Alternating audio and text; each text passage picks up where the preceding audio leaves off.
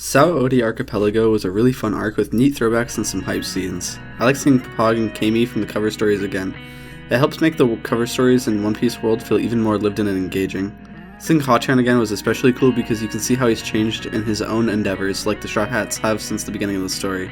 Luffy and the crew run into him and save him so they can help to save Kami as well, the mermaid Hachan cares for so much. I also loved the little intro villain.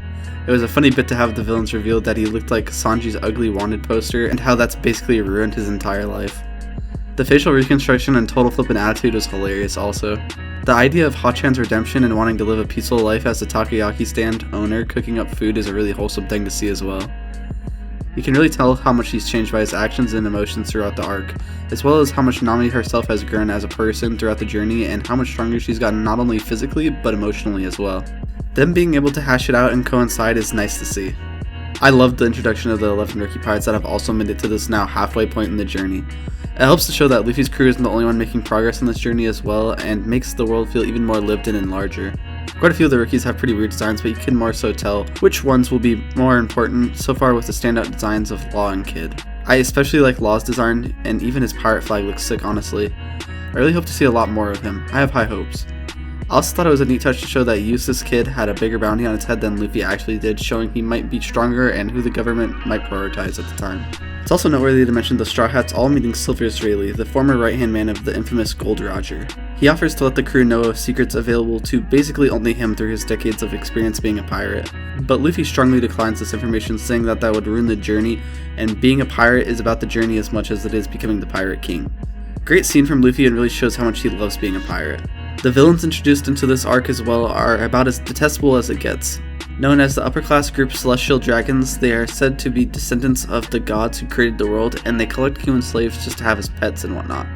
They come into play when Kami gets kidnapped again and is put up for auction, to which one of the Celestial Dragons named St. Carlos puts up an outrageously high bid of 500 million berries, which just casually shows how much money they have to mess around with. This group even wears astronaut suits because they don't want to be the same era as the commoners, putting themselves on such an insanely high pedestal it's impossible not to get knocked off with Luffy around. Though there are such insane dangers to messing with these people, as they are high up nobles basically.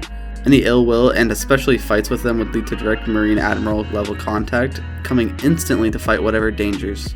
Though when things escalate and Hachan gets shot by Carlos, Luffy can't help himself but to give an absolutely insane punch to the dome.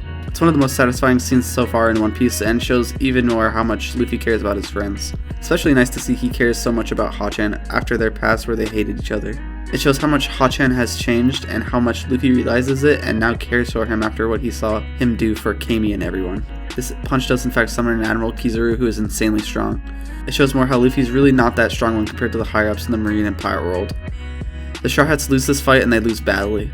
So many more enemies show up and they are just completely incapable of winning this fight in any universe.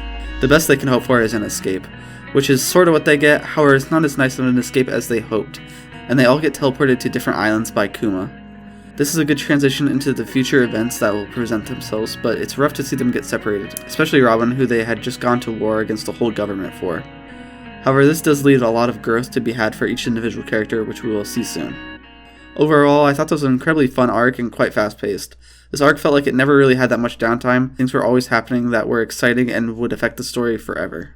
It was a great arc and made me excited to read what's next. Thanks for watching, and I hope to see you in the next one.